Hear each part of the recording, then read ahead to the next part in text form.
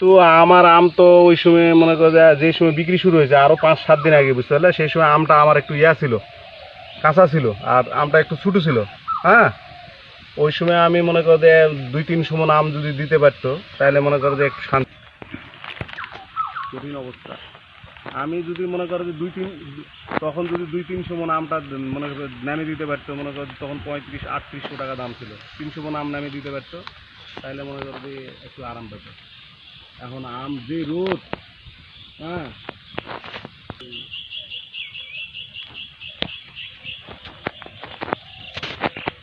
কুড়িলার বাগানটা কুড়িলার বাগানটা শেয়ারে কোনো জিনিস করা ভালো নয়, যে বুঝছো মানে এই 1 মাস 25 দিন পর পর মনে করো যে 30 দিন পর পর বীজ দিয়ে দিয়ে আমের কালার নষ্ট করে ফেলাইছে।